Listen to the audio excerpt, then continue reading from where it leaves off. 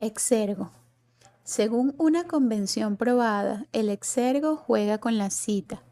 Citar antes de comenzar es dar el tono, dejando resonar algunas palabras cuyo sentido o forma deberían dominar la escena. Dicho de otro modo, el exergo consiste en capitalizar dentro de una elipsis, en acumular por adelantado un capital y preparar la plusvalía de un archivo. Un exergo viene a almacenar por anticipado y a prearchivar un léxico que a partir de entonces debería hacer la ley y dar el orden, aunque no sea más que contentándose con nombrar el problema, es decir, el asunto. Hay ahí una función del exergo instituyente y conservadora a la vez, violencia del poder, Gewalt, que a la vez establece y conserva el derecho. Diría el Benjamín de Zur Kritik der Gewalt.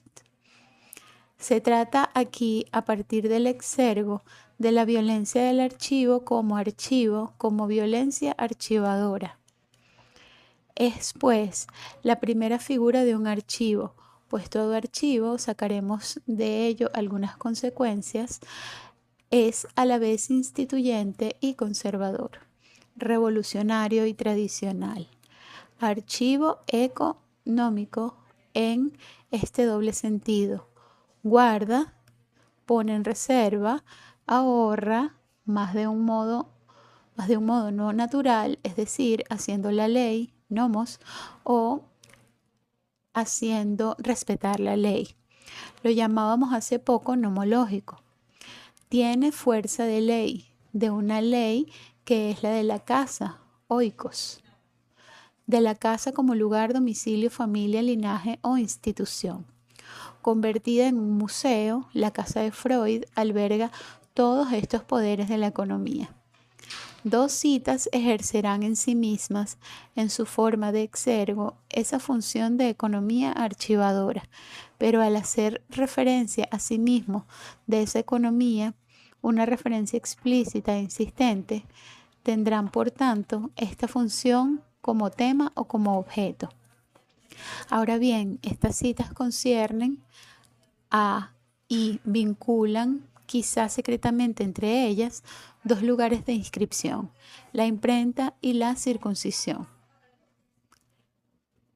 1. El primero de estos exergos sería el más tipográfico. El archivo parece ahí más conforme a su concepto, ya que aquí se lo confía aún afuera, a un soporte externo y no, como el signo de la alianza en la circuncisión, a una marca íntima en pleno cuerpo llamado propio. Mas, ¿dónde comienza el afuera? Esta cuestión es la cuestión del archivo.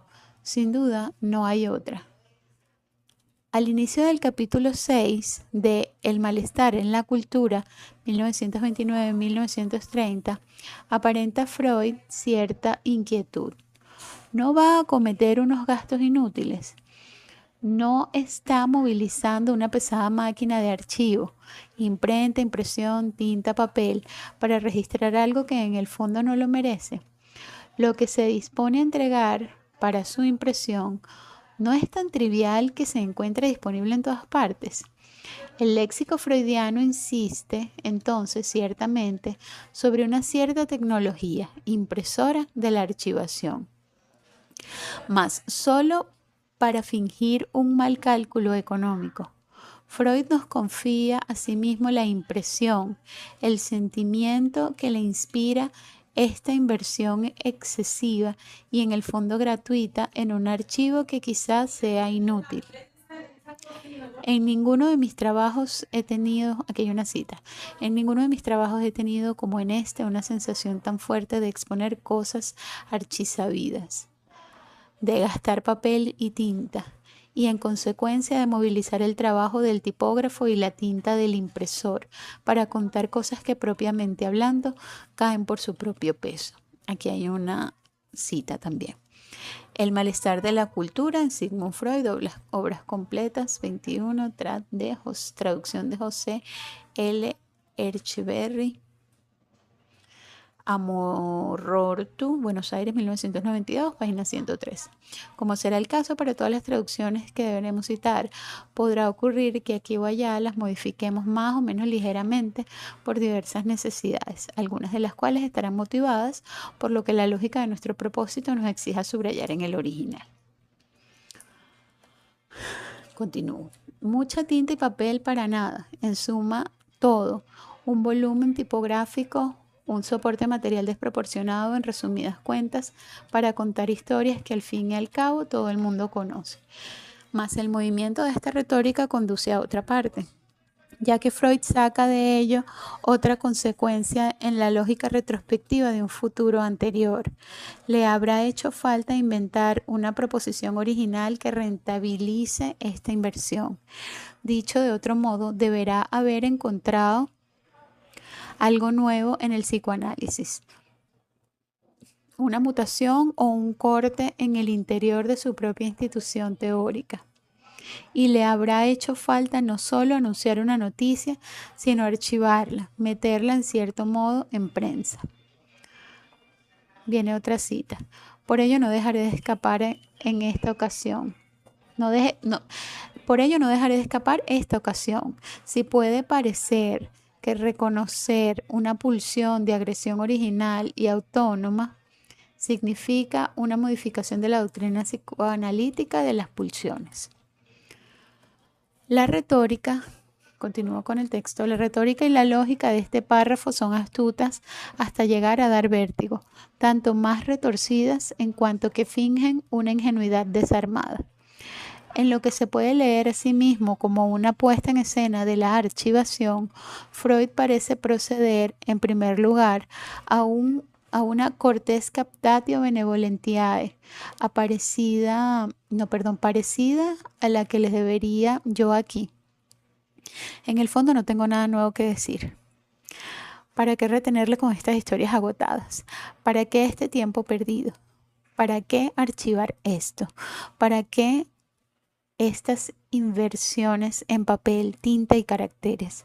¿Para qué movilizar tanto espacio y tanto trabajo, tanta composición tipográfica? Digo yo, ¿para qué tantos dibujos y tantas pinturas? ¿Merece esto la impresión? Digo yo, ¿merece esto ser pintado, ser retratado, ser ilustrado? ¿No están estos relatos disponibles en todas partes? Digo yo. No ya todo el mundo se toma una selfie, no todo el mundo ya tiene sus fotos. Si no carece de perversidad, esta captatio benevolentiae revela ser ella misma un gasto inútil, la ficción de una especie de rhetorical question. Inmediatamente después sugiere Freud, en efecto, que esta archivación no sería tan vana y de pura pérdida, en la hipótesis de que hiciera aparecer lo que de hecho él ya sabe que va a hacer aparecer y que por tanto no es una hipótesis para él, una hipótesis sometida a discusión, sino una tesis irresistible, a saber, la posibilidad de una perversión radical, justamente una diabólica pulsión de muerte, de agresión y de destrucción, por tanto, una pulsión de pérdida. La continuación del capítulo recordará todo lo que, desde Más allá del principio del placer de 1920, ha introducido ya 10 años antes esta pulsión de destrucción de la economía, o más bien de la aneconomía psíquica, en la parte maldita de este gasto en pura pérdida. Freud saca aquí las consecuencias de todo ello desde el punto de vista de la cultura, concretamente de su malestar, entregándose una especie de anamnesis autobiográfica, teórica e institucional. En el curso de esta recapitulación insiste, ante todo, en las resistencias que esta pulsión de muerte habrá suscitado, en todo lugar, tanto dentro como fuera, por así decirlo, tanto en los círculos psicoanalíticos como en sí mismo. Cita Freud: me acuerdo de mi propia defensa contra la idea de una pulsión de destrucción cuando vio la luz por primera vez en la literatura psicoanalítica y la cantidad de tiempo que me fue necesario para hacerle receptivo. Antes, como de pasada, había hecho Freud 2 observaciones de las que es preciso no dejar de levantar acta. En primer lugar, desde que venció esta resistencia, ya no puede pensar de otro modo. Para el propio Sigmund Freud, la pulsión de destrucción no será ya en adelante una hipótesis discutible, aun si esta especulación no reviste nunca la forma de una tesis firme. Incluso si no llega a plantearse jamás, ella constituye otro nombre para Ananke, la necesidad invencible.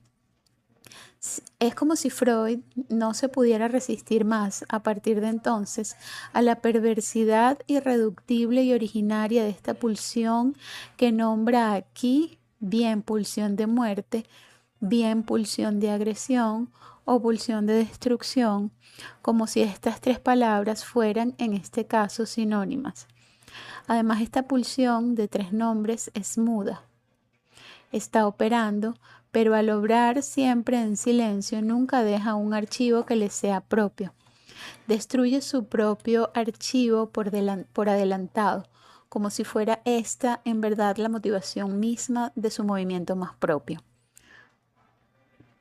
Trabaja para destruir el archivo, con la condición de borrar, más bien con el fin de borrar sus propias huellas, que por tanto no pueden ser propiamente llamadas propias. Devora su archivo, antes incluso de haberlo producido, mostrado al exterior. Esta pulsión, por tanto, parece no solo anárquica, anarcóntica. No olvidemos que la pulsión de muerte, por muy originaria que siga siendo, no es un principio como lo son los principios del placer o de la realidad. La pulsión de muerte es, en primer lugar, anarchivística. Se podría decir archivolítica. Siempre habrá sido destructora del archivo por vocación silenciosa, salvo excepción. Pero ¿cuál es la excepción en este caso? Incluso cuando toma la forma de un deseo interior, la pulsión de anarquía todavía escapa a la percepción, ciertamente, salvo excepción. Salvo, dice Freud, si se disfraza, si se tiñe, se maquilla o se pinta de algún color erótico. Esa impresión de color erógeno dibuja una máscara en plena piel. Dicho de otro modo, la pulsión archivolítica nunca está presente en persona, ni en sí misma ni en sus efectos. No deja ningún monumento, no lega ningún documento que le sea propio. No deja en herencia más que su simulacro erótico, su seudónimo en pintura, sus ídolos sexuales, sus máscaras de seducción, bellas impresiones. Estas impresiones son quizás el origen mismo de lo que tan oscuramente se llama la belleza de lo bello, como memorias de la muerte. Mas es preciso insistir en ello. Ese poder archivolítico no deja tras de sí nada que le sea propio. Como la pulsión de muerte es también, según las palabras más destacadas del propio Freud, una pulsión de agresión y de destrucción, ella no solo empuja al olvido, a la amnesia, a la aniquilación de la memoria como mnemé o anamnesis, sino que manda a sí mismo la borradura radical, la erradicación de la verdad, de lo que jamás se reduce a la mneme, o a la anamnesis, a saber, el archivo, la consignación, el dispositivo documental o monumental como hipomnema, suplemento representante mnemotécnico, auxiliar o memorándum. Ya que el archivo, si esta palabra o esta figura se rentabilizan en alguna significación, no será jamás la memoria ni la anamnesis en su experiencia espontánea, viva e interior. Bien al contrario, el archivo tiene lugar en el lugar del desfallecimiento originario y estructural de dicha memoria. No hay archivo sin un lugar de consignación, sin una técnica de repetición y sin una cierta exterioridad. Ningún archivo sin afuera. No olvidemos nunca esta distinción griega entre mnemé o anamnesis por otra parte, hipomnema por la otra. El archivo es hipomnémico y señalemos de pasada una paradoja decisiva sobre la que no tendremos tiempo de volver, pero que sin duda condiciona todo este propósito. Si no hay archivos sin consignación en algún lugar exterior que asegure la posibilidad de la memorización, de la repetición, de la reproducción o de la reimpresión, entonces acordémonos también de que la repetición misma, la lógica de la repetición e incluso la compulsión a la repetición sigue siendo, según Freud, indisociable a la pulsión de la muerte, por lo tanto de la destrucción. Consecuencia: aquello mismo que permite y condiciona la archivación, nunca encontraremos nada más que lo que se expone a la destrucción y en verdad amenaza con la destrucción, introduciendo a priori el olvido y lo archivolítico en el corazón del monumento, en el corazón mismo del de memoria. El archivo trabaja siempre y a priori contra sí mismo. La pulsión de muerte tiende así a destruir el archivo hiponémico, salvo que se lo disfrace, maquille, pinte, imprima, represente en el ídolo de su verdad en pintura. Otra economía está así en obra: la transacción entre esta pulsión de muerte y el principio de placer, entre tánatos y eros, más bien entre la pulsión de muerte y esa aparente oposición dual de principios, de arcai. Por ejemplo, el principio de realidad y el principio de placer. La pulsión de muerte no es un principio, incluso amenaza toda principalidad, toda primacía arcóntica, todo deseo de archivo. Esto es lo que más tarde llamaremos el mal de archivo. Así sería la escena, a la vez dentro y más allá de toda prueba, de toda puesta en escena.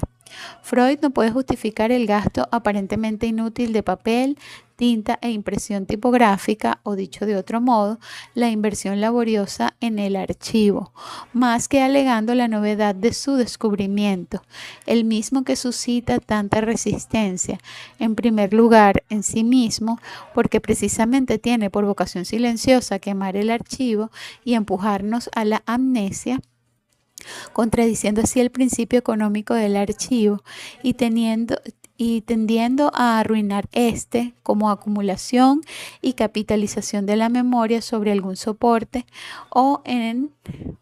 y en un lugar exterior. ¿En qué puede consistir ese soporte en general? ¿Exterior a qué? ¿Qué quiere decir exterior? Una circuncisión, por ejemplo, ¿es una marca exterior? ¿Es un archivo? No obstante, siempre parece posible compensar la aneconomía de esta fuerza de aniquilación aliada a la diabólica pulsión de la muerte. Esta es al menos la apariencia. Freud da de pasada un ejemplo sobrecogedor a este respecto.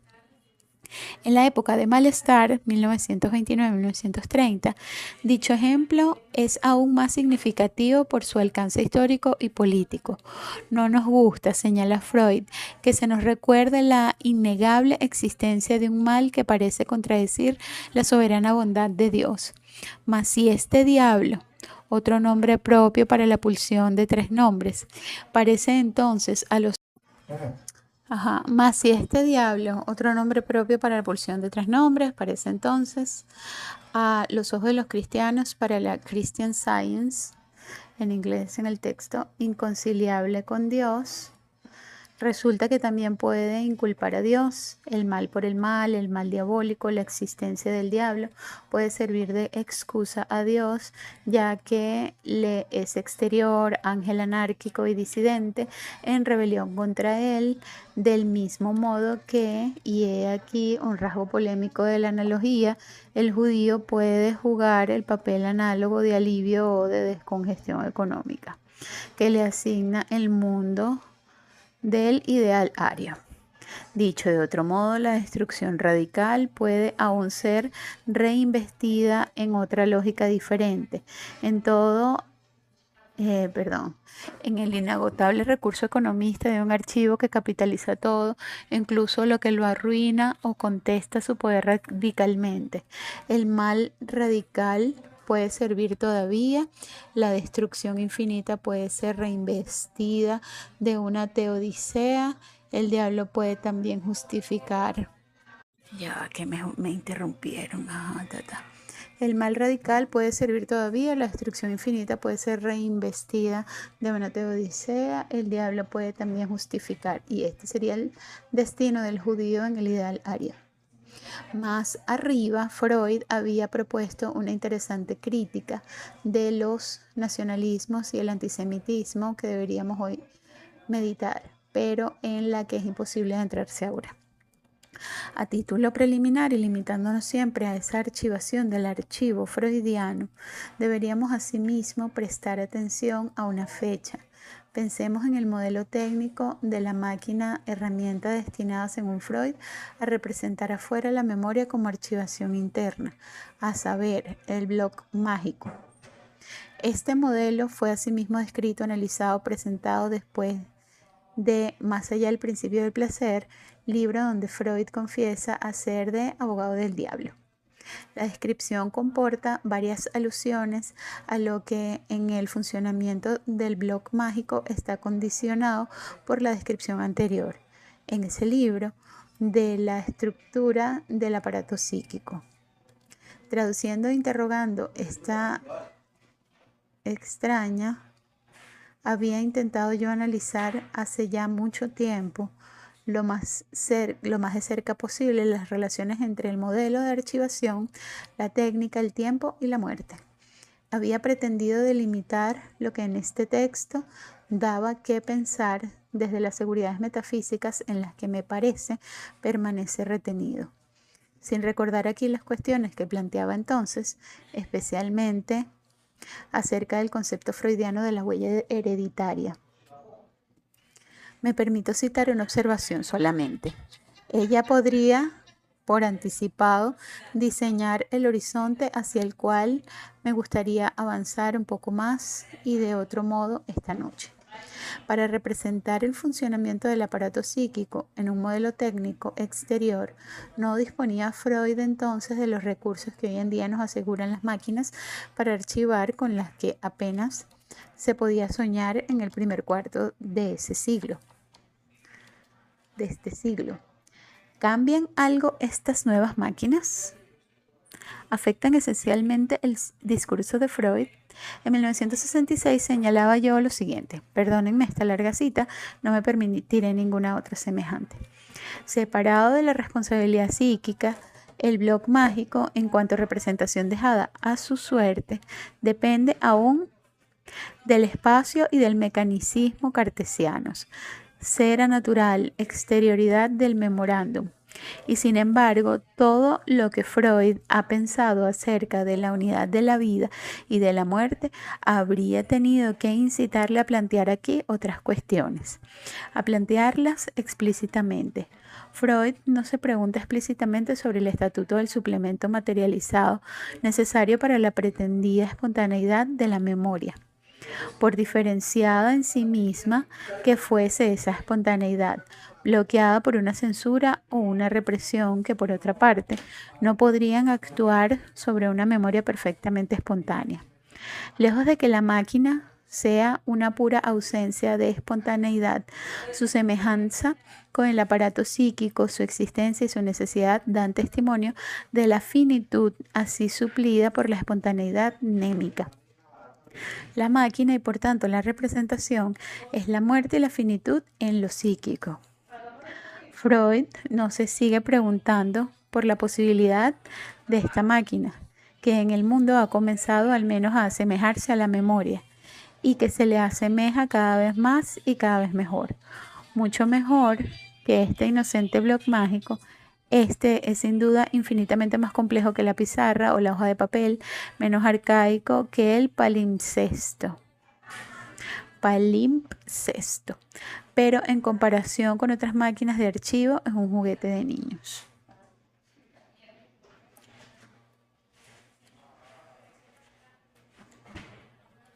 Chao, Tania. Chao, nos vemos. Se trata ahí nada menos que del porvenir, si lo hay, del porvenir del psicoanálisis en su relación con el porvenir de la ciencia. Como tecnociencia, la ciencia no puede más que consistir en su movimiento mismo, es una transformación de las técnicas de archivación, de impresión, de inscripción, de reproducción, de formalización, de cifrado y traducción de marcas. Por tanto, las cuestiones son al menos de dos órdenes. Unas atañen a la exposición teórica del psicoanálisis, concernirían a su objeto y en particular a lo que se ha puesto en juego en los modelos de representación del aparato psíquico como aparato de percepción, de impresión, de registro, de distribución tópica de los lugares de inscripción, de cifrado, de represión, de desplazamiento, de condensación. Nombramos así, por supuesto, otros grandes lugares de lectura y de interpretación. Es por ello, por lo que el campo de estas preguntas no es propiamente un campo, ya no se deja de limitar. Independientemente de las reservas formuladas en Freud y la escena de la escritura, con motivo de los presupuestos de la modelización misma, reservas sobre las que no voy a volver aquí, podemos al menos preguntarnos si por lo esencial y de otro modo que en los detalles extrínsecos, la estructura del aparato psíquico, ese sistema a la vez némico e hiponémico que quería describir Freud con el bloc mágico, resiste o no a la evolución de la tecnociencia del archivo. ¿Estaría el aparato psíquico mejor representado o bien afectado de otra forma por tantos dispositivos técnicos de archivación y de reproducción, de prótesis a la memoria llamada viva, de simulacros de lo viviente que ya son y serán en el porvenir tan refinados, complicados, poderosos como el bloc mágico? Microinformatización, electronización, computerización, etc. Estas dos hipótesis son irreductibles la una a la otra, puesto que si las conmociones en curso afectaran las estructuras mismas del aparato psíquico, por ejemplo, en su arquitectura espacial y en su economía de la velocidad, en su tratamiento del espaciamiento y de la temporalización, ya no se trataría de un simple progreso continuo en la representación, en el valor representativo del modelo, sino en una lógica absolutamente distinta. 2. Otras cuestiones conexas, pero de otro orden, no conciernen ya solo al objeto teórico del psicoanálisis en su exposición, sino a la archivación del psicoanálisis mismo, de su vida, si se quiere, de sus actos, de sus procesos privados y públicos, secretos o manifiestos, provisionalmente o definitivamente encriptados. Conciernen a la archivación de su práctica institucional y clínica, del aspecto jurídico editorial, académico y científico, de los inmensos problemas de publicación o de traducción que sabemos. La palabra actos puede designar aquí a la vez el contenido de lo que hay que archivar y el archivo mismo, lo archivable y lo archivante del archivo, lo impreso y lo impresor de la impresión. Ya se trate de la vida privada o pública de Freud, de sus compañeros o de sus herederos, a veces también de sus pacientes, de los intercambios personales o científicos, de las correspondencias, deliberaciones o decisiones político-institucionales de las prácticas y de sus reglas. Por ejemplo, las de la llamada situación analítica, el lugar y la duración de las sesiones, la asociación libre, oral, en persona y en presencia del analista sin registro técnico. ¿Hasta qué punto el conjunto de este campo ha sido determinado por un estado de técnicas de comunicación y de archivación? Se puede soñar con o especular sobre las sacudidas geotecnológicas que habrían hecho irreconocible el paisaje del archivo psicoanalítico desde hace un siglo, si, para decirlo en una palabra, Freud, sus contemporáneos, colaboradores y discípulos inmediatos, en lugar de escribir miles de cartas a mano, hubieran dispuesto de tarjetas de crédito telefónico MCI o AT&T, de magnetófonos portátiles, de ordenadores, de impresoras, de fax, de televisión, de teleconferencias y sobre todo de correo electrónico, email. Me hubiera gustado consagrar toda mi conferencia a esta ciencia ficción retrospectiva. Me hubiera gustado imaginar con ustedes la escena de ese otro archivo tras el seísmo y tras los après-coup. No sé, acuerden que Mi francés es terrible. A los après-coup de sus aftershocks. Ya que nos encontramos ahí. Como no puedo hacerlo, habida cuenta de la organización todavía arcádica de nuestros coloquios, del tiempo y del espacio del que disponemos, me atengo a una observación de principio. Ese seísmo archivador no habría limitado sus efectos al registro secundario, a la impresión y a la conservación de la historia del psicoanálisis. Habría transformado esa historia de arriba a abajo y en el adentro más inicial de su producción, de sus acontecimientos mismos. Otra forma de decir que el archivo, como impresión, escritura, prótesis o técnica hiponémica en general, no solamente es el lugar de almacenamiento y conservación de un contenido archivable pasado que existiría de todos modos sin él, tal y como aún se cree que fue y que habrá sido. No. La estructura técnica del archivo archivante determina asimismo la estructura del contenido archivable en su surgir mismo y en su relación con el porvenir. La archivación produce, tanto como registra, el acontecimiento. Esta es también nuestra experiencia política de los media llamados de información. Ello significa que en el pasado el psicoanálisis, no más que tantas otras cosas, no habría sido lo que fue si el email, por ejemplo, hubiera existido.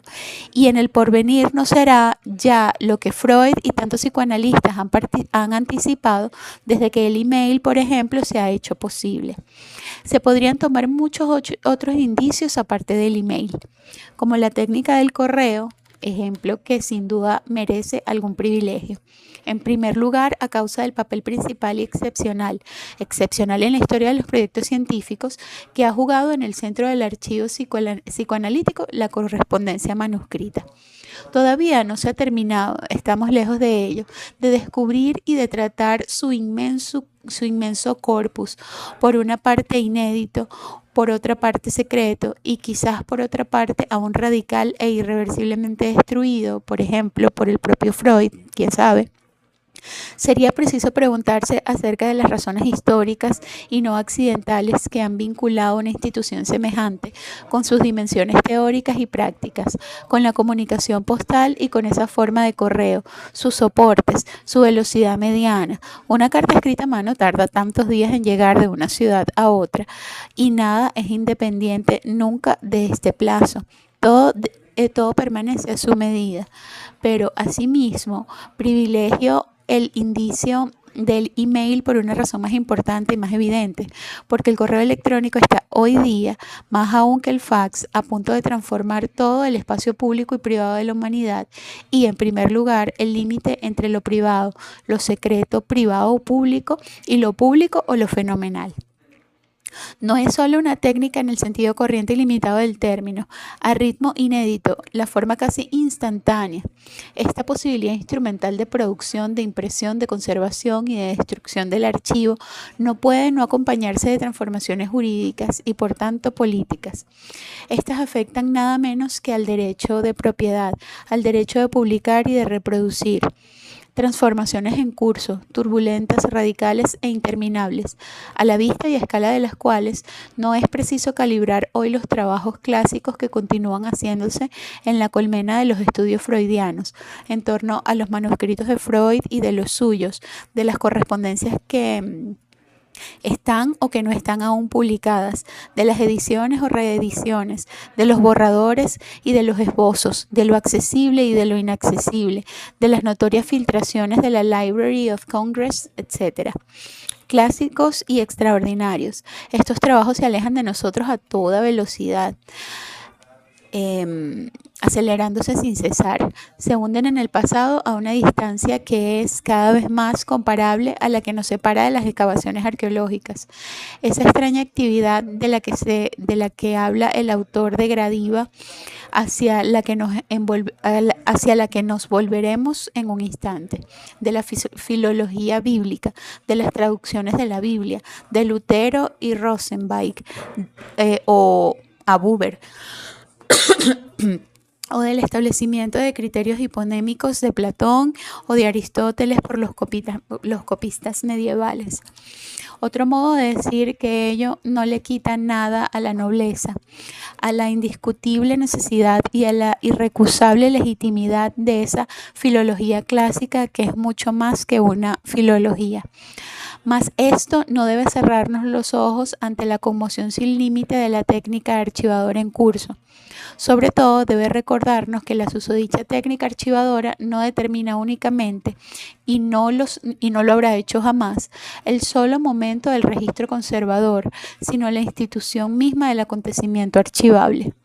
No solo condiciona la forma o la estructura impresora, sino el contenido impreso de la impresión. La presión de la impresión antes de la división entre lo impreso y lo impresor. Esta técnica archivadora ha regido aquello que en el pasado mismo instituía y constituía lo que fuera como anticipación del porvenir. Y como empeño imposible, el archivo ha sido siempre un aval, y como todo aval, un aval de porvenir.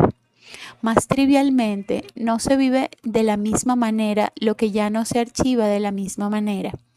El sentido archivable se deja a sí mismo y por adelantado codeterminar por la estructura archivante, comienza en la impresora.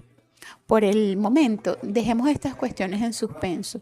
Señalemos solamente, y esto mismo es la preocupación del archivo, una fecha. Ese bloc mágico, ese modelo exterior, por tanto, del archivo, del aparato psíquico de registro y de memorización, no solo integra los conceptos inaugurales del psicoanálisis, desde el proyecto hasta los artículos de metapsicología, pasando por la Tom también, no sé cómo se pronuncia, pero así está escrito, Tam Deu Tung. En particular todos los que conciernen, por ejemplo, a la represión, la censura, el registro en los sistemas ICS y PCS, a los 3 puntos de vista tópico, dinámico y económico, teniendo en cuenta la multiplicidad de lugares en el aparato psíquico, es decir, el bloc mágico, teniendo en cuenta la multiplicidad de lugares en el aparato psíquico, el bloc mágico integra a sí mismo dentro de la propia psique la necesidad de un cierto afuera, de ciertas fronteras entre el adentro y el afuera.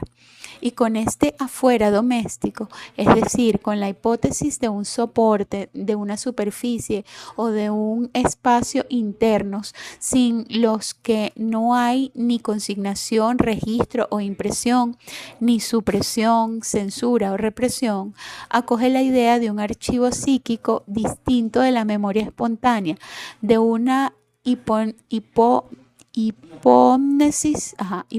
distinta a la mnemé y la anamnesis. La institución, en suma, de una prótesis del adentro. Decimos institución, se podría decir erección, para señalar desde el umbral originario de esta prótesis una ruptura asimismo absolutamente originaria con la naturaleza. La teoría del psicoanálisis se transforma entonces en una teoría del archivo y no solamente en una teoría de la memoria, lo que no le impide al discurso freudiano seguir siendo heterogéneo, como he intentado mostrarlo en Freud y la escena de la escritura. Un motivo antagonista y tradicional continúa oponiéndole una metafísica a la consecuencia rigurosa de esta protética, a saber, de una lógica de la hipómnesis. El modelo de este singular bloc mágico incorpora también lo que habrá parecido contradecir, bajo la forma de una pulsión de destrucción, la propia pulsión de conservación, que podríamos asimismo denominar la pulsión de archivo. Esto es lo que llamábamos hace poco, habida cuenta de esta contradicción interna, el mal de archivo. Ciertamente no habría deseo de archivo sin la finitud radical, sin la posibilidad de un olvido que no se limita a la represión. Sobre todo, y he aquí lo más grave, más allá o más acá de ese simple límite que se llama finidad o finitud, no habría mal de archivo sin la amenaza de esa pulsión de muerte, de agresión y de destrucción. Ahora bien, esta amenaza es infinita, arrastra la lógica de la finitud y los simples límites fácticos, la estética trascendental, se podría decir las condiciones espaciotemporales de la conservación. Digamos más bien que abusa de ellos. Un abuso así abre la dimensión ético-política del problema. No hay un mal de archivo, un límite o un sufrimiento de la memoria, entre otros, al implicar lo infinito. El mal de archivo está rozando el mal radical. Segundo, incrustemos una segunda cita en el exergo. Menos tipográfica que la primera, decíamos, no obstante todavía guarda alguna referencia a la marca gráfica y a la repetición, incluso a la impresión típica, recurrente e iterable, arrastra la singularidad literal hacia la figuralidad. Inscribiendo de nuevo la inscripción, conmemora a su manera, en efecto, una circuncisión. Este monumento tan singular es asimismo el documento de un archivo. De forma reiterada deja la huella de una incisión en plena piel, más de una piel a más de una edad, al pie de la letra o figuradamente. La estratificación laminada, la sobreimpresión peliculada de esas marcas cutáneas parece desafiar el análisis. Acumula otros tantos archivos sedimentados, algunos de los cuales están escritos en plena epidermis de un cuerpo propio, otros sobre el soporte de un cuerpo exterior. Bajo cada lámina se abren los labios de una herida para dejar entrever la posibilidad abismal de otra profundidad distinta prometida a la excavación arqueológica. Se trata, en primer lugar, en apariencia, de una inscripción privada. He ahí el título de un primer problema en lo tocante a su pertenencia al archivo. ¿Qué archivo? ¿El de Sigmund Freud? ¿El de la institución o el de la ciencia psicoanalítica? ¿Por dónde hacer pasar el límite? ¿Qué es esta nueva ciencia cuyo archivo institucional y teórico debería comportar de pleno derecho los documentos más privados, a veces secretos, comenzando por el de su presunto fundador, su archipadre, su patriarca Freud, incluso los del archipatriarca, el padre de Sigmund, Jacob, no sé cómo se pronuncia. Esto nos introduce a la cuestión, siempre abierta, de saber lo que quiere decir aquí el título de Casa de Freud, el Museo de Freud como una casa de Freud, el Archeion, del que somos huéspedes, en el que hablamos desde el que hablamos, al que me atrevería a decir también hablamos a su atención. El archivo de la singular inscripción privada de la que voy a hablar pertenece desde hace algunos años al dominio público. Se puede, en efecto, acceder a él en varias lenguas, comenzando por su original en hebreo. Público y ofrecido a la interpretación, este documento se acompaña desde entonces indisociablemente de un extraordinario aparato exegético o hermenéutico. Exegético o hermenéutico. Se trata de una inscripción en forma de dedicatoria. Fue escrito por la mano de Jacob, hijo de R. Shelomoh Freud, el archipatriarca, el abuelo del psicoanálisis, y destinada a su hijo, Shelomoh Sigmund Freud, el día de su 35º aniversario en Viena, el 6 de mayo de 1891. Un don portaba esta inscripción. Lo que el padre da a su hijo es a vez una escritura y un soporte. El soporte, en cierto modo, fue la Biblia misma, el libro de los libros, una Biblia Philipson que Sigmund había estudiado en su juventud. Su padre se la devuelve tras habérsela regalado ya antes, se la restituye como un regalo, con una nueva encuadernación de cuero. Reunir, encuadernar es un acto de amor paternal. No es menos importante que el texto en Melitzah. Esos fragmentos bíblicos, litúrgicos o rabínicos que componen la larga dedicatoria y que portan a su vez el pensamiento del Padre, quien habla a este respecto de una piel nueva, new skin, dice la traducción inglesa del hebreo. Una nueva funda de piel, según los traductores franceses de la traducción inglesa. Como algunos de entre ustedes, supongo, ha descubierto el tesoro de este archivo, iluminado por una traducción nueva y por una interpretación original en el bello libro de Yosef Hajim Yerushalmi, Freud's Moses, Judaism Terminable and Interminable. Este libro me ha impresionado fuertemente. Su descubrimiento reciente me ha dado que pensar, más de lo que podría decir aquí, y habrá acompañado la preparación de esta conferencia. Esta estará, por tanto, dedicada naturalmente, si me lo permite, a Yosef Hajim Yerushalmi. Por otra razón, que se aclarará quizás más tarde, osaré dedicarla al mismo tiempo a mis hijos e incluso a la memoria de mi padre, que se llamaba también como la vida misma, Hajim. He aquí ahora la dedicatoria archivada que el abuelo o el archipatriarca del psicoanálisis, Jacob Freud, inscribió sobre la Biblia que dio, pero que en verdad devolvió bajo una nueva piel, como se dice en francés, a su hijo, es decir, al padre o patriarca del psicoanálisis. Yerushalmi la cita como un golpe de efecto teatral al final de su libro, justo antes del otro lance teatral de su ficción audaz, ese extraordinario monólogo con Freud, sobre el que volveré extensamente. Él ve en esta dedicatoria un episodio crucial y habla del único texto canónico de Jacob Freud que nos ha llegado. Por lo tanto, no es este un archivo cualquiera ni un momento cualquiera en la historia del archivo.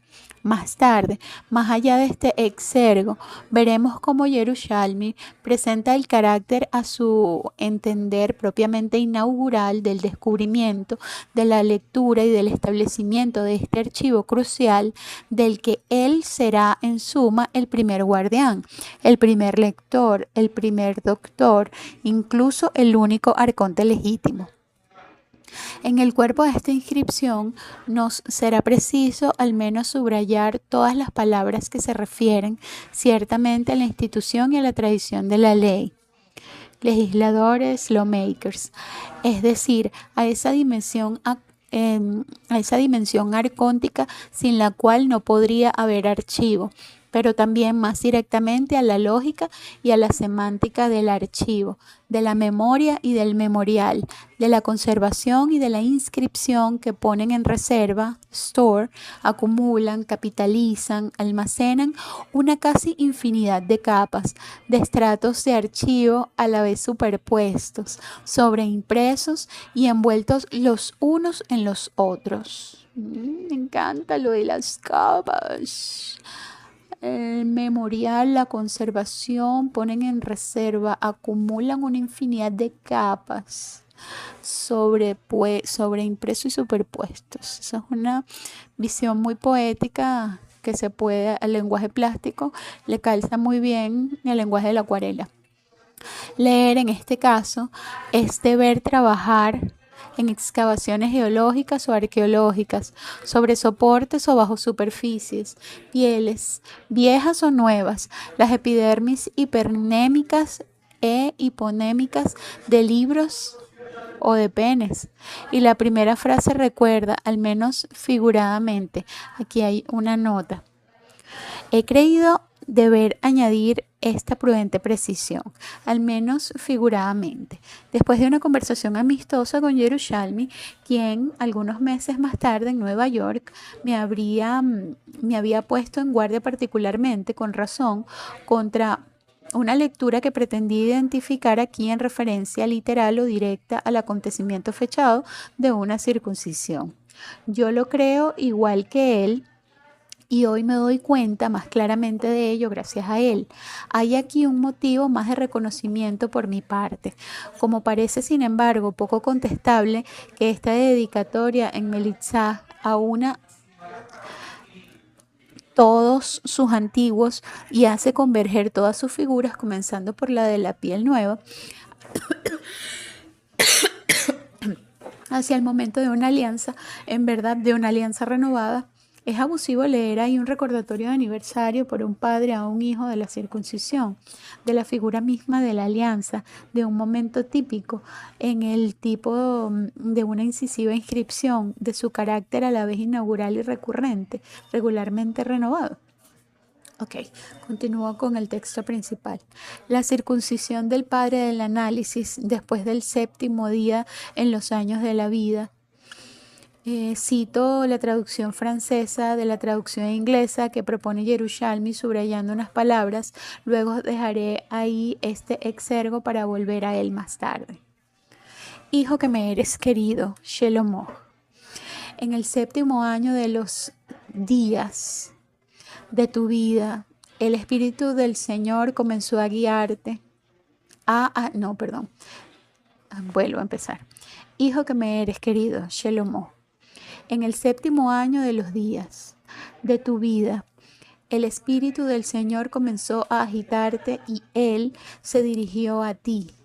Ve, lee en mi libro, el que yo he escrito, y se te abrirán las fuentes de la inteligencia, del saber y de la sabiduría.